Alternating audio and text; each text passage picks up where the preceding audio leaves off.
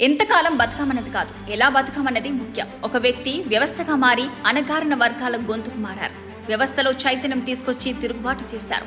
బడుగు బలహీన వర్గాల ఆశాజ్యోతి అయ్యారు. ఆయనే వంగవీటి మోహన్ రంగ. ఈ పేరులోనే ఒక వైబ్రేషన్ ఉంది. ఈ నేలను విడిచి 3 దశాబ్దాలు దాటినా ఆ స్ఫూర్తి ఇంకా రగులుతూనే ఉంది, సజీవంగానే ఉంది. ఇప్పటికీ ఏదో సందర్భంలో వంగవీటి మోహన రంగ పేరు వినిపిస్తూనే ఉంది. కాపు కుల నాయకుడిగా ముద్రపడిన ఆ అందరివాడు అణగారిన వర్గాలకు సైతం హక్కున చేర్చుకున్నారు. నేనున్నా అంటూ భరోసా కల్పించారు. అందుకే అమరుడైన ప్రజల గుండెల్లో మాత్రం చిరస్థాయిగా నిలిచిపోయారు. ఆయన భౌతికంగా దూరమై చాలా సంవత్సరాలు గడుస్తున్నా ఇప్పటికీ చెరగని ముద్ర వేసుకున్నారు. ఒక తరం మారినా వంగవీటి మోహన రంగ చరిత్ర మాత్రం సజీవంగా ఉండడం ఆయన పోరాట పటిమను తెలియజేస్తుంది. ఎమ్మెల్యేగా 3.5 ఏళ్ల పాటు పదవి చేపట్టినా ఇప్పటికీ రాజకీయాలపై ఆయన ప్రభావం ఉందంటే ఆయన ఎంత ప్రభావశీలుడో అర్థం చేసుకోవచ్చు. జూలై 4 వంగవీటి మోహన రంగ జయంతి. వంగవీటి మోహన రంగ 1947 జూలై 4న ఆంధ్రప్రదేశ్లోని కృష్ణా జిల్లా ఉయ్యూరు సమీపంలోని కాటూరులో వంగవీటి సీతారామయ్య మరియు వంగవీటి సావిత్రమ్మ దంపతులకు జన్మించారు. ఇక ఇతనికి వంగవీటి కోటేశ్వరరావు, వంగవీటి వెంకటనారాయణరావు, వంగవీటి శోభన చలపతిరావు, వంగవీటి రాధాకృష్ణరావు అనే 4 అన్నలున్నారు. ఇతను 5 సోదరులు చిన్నవారు. ఇక అతని అన్నలు వంగవీటి శోభన చలపతిరావు 1989లో ఉయ్యూరు ఎమ్మెల్యేగా పనిచేశారు. మరి విజయవాడలో ప్రముఖ రాజకీయ వ్యక్తి అయిన రాబిన్ హుడ్ రాధగా ప్రసిద్ధి చెందిన వంగవీటి రాధాకృష్ణరావు సీనియర్. ఇక 1974లో రాధ హత్య తర్వాత రంగ న్యాయం కోసం రాజకీయాల్లోకి ప్రవేశించి తన సోదరి వారసత్వాన్ని కొనసాగించారు. విజయవాడ రాజకీయాలను శాసించిన వంగవీటి మోహన రంగ 1988 డిసెంబర్ 26న రంగాన పాశవికంగా హత్య చేశారు దుండగులు. అయితే అసలు ఆ రోజు ఏం జరిగింది, ఆయనను హత్య చేసిన వారు కేసుల నుంచి ఎలా బయటపడ్డారు అనేది నేటి జనరేషన్ లో చాలా మందికి తెలియదు. రంగ హత్య జరిగి 37 ఏళ్లైంది. వంగవీటి రంగ హత్య గురించి తెలియాలంటే విజయవాడలో 18 ఏళ్ల వ్యవధిలో జరిగిన 5 హత్యల గురించి తెలియాలి. 1972లో కమ్యూనిస్టు నాయకుడు ఇక చలసాని వెంకటరత్నం హత్య మొదలుకొని 1988లో వంగవీటి మోహన రంగ మర్డర్ వరకు జరిగిన 5 ప్రధాన సంఘటనలు విజయవాడ చరిత్రలో నెత్తుటి మరకలుగా మిగిలిపోయాయి. 1970 దశకంలో విజయవాడ కార్మిక వర్గాలకు పెద్ద దిక్కుగా చలసాని వెంకటరత్నం ఉండేవారు. కాంగ్రెస్ కు ప్రత్యామ్నాయంగా అప్పట్లో కమ్యూనిస్టులు మాత్రమే ఉండేవారు.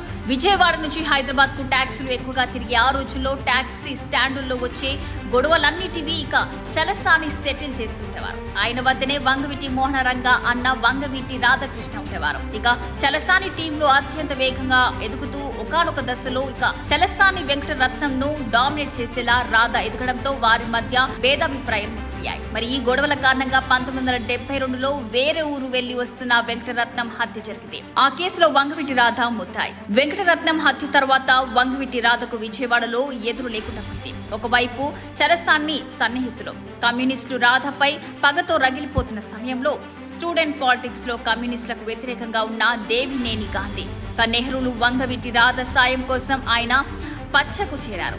ఆ విధంగా పుట్టిందే యునైటెడ్ ఇండిపెండెన్స్ అనే స్టూడెంట్ ఆర్గనైజేషన్. ఇక దీనిలో రాధ గౌరవాధ్యక్షుడిగా ఉంటే ఇక క్రియాశీలకంగా దేవినేని సోదరులు ఉండేవారు. ఇవి ఇలా ఉంటే ఇక చలసాని వెంకటరత్నం హత్యతో రగిలిపోతున్న ఆయన సన్నిహితులు వంగవీటి రాధను చెప్పడానికి తన ప్రయత్నాలు తామున్నారు. నెలసరి మామూలు కోసం తమ షాప్ కు వచ్చి తీసుకోవాల్సిందిగా ఇక నాగల్ల శివారం ప్రసాద్ అనే సన్నిహితుడు పిలవడంతో ఇక తేల్వారు జమునా మ్యూజియం రోడ్డులోని బాంబు ట్రేడర్స్ అనే షాప్ కు వెళ్లారు రాధ. ఇక ఆయన లోపలకు రాగానే షట్టర్ మూసేసి అక్కడే ఇక మాటు వేసిన దుండగులు రాధను ఆయనతో పాటు బయట ఉన్న అనుచరులలో ఇక కొందరిని హత్య చేశారు.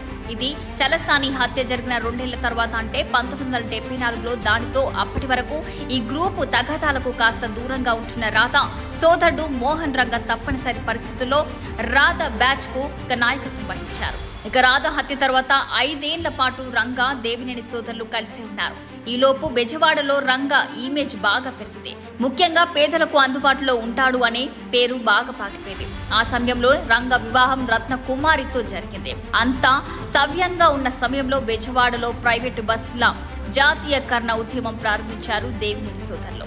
అయితే ఉద్యమం పీక్ స్టేజ్ కు వెళ్లగా రంగ దీనిని ఆపాలనుకున్నారు అని స్టేజ్ లో అది కుదరదని తాము చెప్పడంతో తమకు రంగకు మధ్య భేదాభిప్రాయాలు మొదలయ్యాయని తరువాతి కాలంలో దేవినేని నెహ్రూ ఒక ఇంటర్వ్యూలో చెప్పారు. ఈ గొడవలు బాగా ముదరడంతో 1979 అక్టోబర్లో సొంతంగా యునైటెడ్ స్టూడెంట్ ఆర్గనైజేషన్ పేరుతో సపరేట్ ఆర్గనైజేషన్ పెట్టుకున్నారు దేవినేని సోదరులు. ఇక అదే ఏడాది డిసెంబర్లో ITI కాలేజ్ ఎలక్షన్స్ వచ్చాయి. అక్కడ ప్రచారం చేసి వస్తుండగా దేవినేని సోదరులపై దాడి జరిగింది. ఆ సమయంలో లా కాలేజ్ వైపు వెళ్లిన నెహ్రూ తప్పించుకోగా లయోలా కాలేజ్ ఓపెన్ గ్రౌండ్ లోకి వెళ్లిన గాంధీ దొరికిపోవడంతో దారుణ హత్యకు గురయ్యారు. ఆ సమయంలో అక్కడే ఉన్న దేవినేని నెహ్రూ మరో సోదరుడు దేవినేని మురళి ఈ హత్యకు ప్రత్యక్ష సాక్షి. ఇక అన్న హత్యతో రగిలిపోతున్న దేవినేని సోదరులు ప్రతీకారం కోసం ట్రై చేస్తుండగా ఆ గొడవల్లో రంగ నెహ్రూ ఇద్దరు జైలుకు వెళ్లారు. ఇక విజయవాడలో 2 గ్రూపులకు మధ్యవర్తిగా ఉండే కార్నాటి రామ్మోహన్ రావు అనే లాయర్ 2 గ్రూపులకు రాజీ కుదిర్చారు. దీనికి నెహ్రూ ఒప్పుకున్నా మురళి మాత్రం ప్రతీకారం కోసం ట్రై చేస్తూనే వచ్చారు. దీనిలో భాగంగా తన అన్న గాంధీ హత్యలో ప్రత్యక్షంగా పాల్గొన్న వారిని మురళీ వర్గం తుడిచిపెట్టేసింది అంటారు. అప్పటి చరిత్ర తెలిసిన వాళ్ళు ఈ మధ్యలో NTR తెలుగుదేశం పార్టీ పెట్టడం, అందులో చేరిన దేవినేని నెహ్రూ ఎమ్మెల్యే కావడం జరిగిపోయింది. ఇక మరోవైపు వంగవీటి రంగా కూడా కాంగ్రెస్ పార్టీ నుండి ఎమ్మెల్యేగా గెలిచారు. అదే సమయంలో రంగా ఇంటికి ఫోన్ చేసి మరి మురళి బెదిరించారు అనేవారు కూడా ఉన్నారు. ఇక వీటన్నిటి నేపథ్యంలో 1988 మార్చి 10న నెల్లూరులో లా పరీక్షలు రాసి విజయవాడ వస్తున్న దేవినేని మురళి వ్యాన్ను ట్రక్కుతో గుద్ది మురళి తెరుకునే లోపులోనే 20 మంది ఒక్కసారికి దాడి చేసి మురళిని ఆయన స్నేహితులు 4 దారుణంగా నరికి చంపారు. ఆ ఘటనలో ఉన్న మురళి స్నేహితుల్లో మరో 2 మాత్రం ప్రాణాలతో తప్పించుకున్నారు. ఆ సమయంలో రంగకు ఆరోగ్య సమస్యలతో ఢిల్లీకి చికిత్స తీసుకుంటున్నారు అని ఎల్లీబీ ఉండగా ఆయన బంధువులు అనుచరులపై మాత్రం హత్య కేసు నమోదైంది. ఇక అధికార పార్టీ ఎమ్మెల్యే సోదరుడు హత్యకు గురి కావడంతో ప్రభుత్వం ఈ కేసును సీరియస్ గా తీసుకుంది. విజయవాడలో కమిషనర్ ఆఫీస్ ఏర్పాటైంది. ఇక వ్యాన్ IPS ప్రధాన అధికారిగా లా అండ్ ఆర్డర్ ను అదుపులోకి తెరవడానికి కఠిన చర్యలు మొదలుపెట్టారు. మరోవైపు రంగ ఇమేజ్ అణగారిన వర్గాల్లో ఎంతగా పెరిగిందో అదే స్థాయిలో శత్రువులు పెరిగిపోతూ వచ్చారు. రంగకు ఏ క్షణంలోనైనా ఆపద జరగొచ్చు అనే అభిప్రాయాన్ని బెజవాడ వాసులు వచ్చేశారు. ఇక మరోవైపు రంగ కాపునాడు మహాసభను సక్సెస్ చేశారు. దానితో గోదావరి జిల్లాలో సైతం రంగకు ఇమేజ్ పెరిగింది. అదే సమయంలో విజయవాడలోని సున్నపు బట్టీల సెంటర్ వద్ద పేదలు తమ ఇళ్ల స్థలాల పట్టాల కోసం ఆందోళన మొదలుపెట్టారు. వారికి మద్దతుగా వెళ్తున్న వంగవీటి మోహన రంగను పోలీసులు రోడ్డుపై నిలిపివేయడంతో అక్కడికక్కడే ధర్నాకు దిగారు. అయితే ట్రాఫిక్ అడ్డం అవుతుందని ధర్నా స్థలాన్ని తన ఇంటికి ఎదురుగా బందరు రోడ్డుకు మార్చారు. ఇక తన ప్రాణాలకు రక్షణ ఇవ్వడం లేదంటూ వంగవీటి మోహన రంగ చేస్తున్న దీక్షకు రాష్ట్ర స్థాయిలో కాంగ్రెస్ నాయకుల నుండి మద్దతు లభించింది. ఈ దీక్ష సమయంలోనే రంగను అంతమొందించే ప్రయత్నాలు జరుగుతున్నాయనే పుకార్లు కూడా పెద్ద ఎత్తున మొదలయ్యాయి. మరి దాంతో రంగ దీక్ష శిబిరంలో ఎప్పుడు జనం ఎక్కువగానే ఉంటూ వచ్చారు. డిసెంబర్ 26న క్రిస్మస్ పండుగ ముగిసిన కారణంగా జనాలు దీక్ష శిబిరంలో పెద్దగా లేరు. ఆ సమయంలో బెంజ్ సర్కిల్ వైపు నుండి వేగంగా వచ్చి ఆగిన బస్సు నుండి అయ్యప్ప దీక్ష దుస్తులో ఉన్న కొందరు వేగంగా దిగి శిబిరం పొగ బాంబులు విస్తురుతూ ఇక రంగాను పాశవికంగా నరుకుతూ హత్య చేశారు. రంగా పక్కనే నిద్రపోతున్న మరో వ్యక్తిని కూడా అక్కడికక్కడే నరికి చంపారు. ఈ ఘటన తెల్లవారుజామున 3 గంటలు దాటాక జరిగింది. రంగాను హత్య చేసిన బస్సులో వెళ్లిపోతున్న హంతకులను పట్టుకోవడానికి ప్రయత్నం చేసిన ఒక మూగ యువకుని కూడా బస్సులోకి లాగి హత్య చేశారు దుండగులు. రంగా హత్యతో విజయవాడ బగ్గుమంది. రంగా అభిమానులు పెద్ద ఎత్తున ఆందోళనకు దిగారు. అప్పుడు జరిగిన గొడవలు ఆ రోజుల్లోనే 100 కోట్లకు పైగా ఆస్తి నష్టం జరిగింది. 40 మందికి పైగా ప్రాణాలు కోల్పోయారు అని చెప్తుంటారు. 2 నెలల వరకు విజయవాడలో కర్ఫ్యూ పెట్టారు. 100కు పైగా పోలీస్ జీపులు, 600 పైన వాహనాలు ధ్వంసం అయ్యాయని వార్తా కథనాలు ప్రసారమయ్యాయి. రంగాను హత్య చేసిందెవరు? ఈ ప్రశ్న ఇప్పటికీ ఒక రహస్యంగానే మిగిలిపోయింది. రంగా వర్గం దీనిని దేవినేని నెహ్రూ వర్గం చేసిన హత్యగా చెప్తుంటారు. మరికొంతమంది రంగా సన్నిహితులు దీని వెనుక నాటి ప్రభుత్వం హస్తముందని చెప్తుంటారు. కానీ ఏది స్పష్టంగా తెలియరాలేదు. ఈ హత్య కారణంగా అజ్ఞాతంలోకి వెళ్లిన దేవినేని నెహ్రూ తర్వాత పోలీసులకు లొంగిపోగా అప్పటి హోంమంత్రి కోడెల శివప్రసాద్ తన పదవికి రాజీనామా చేశారు.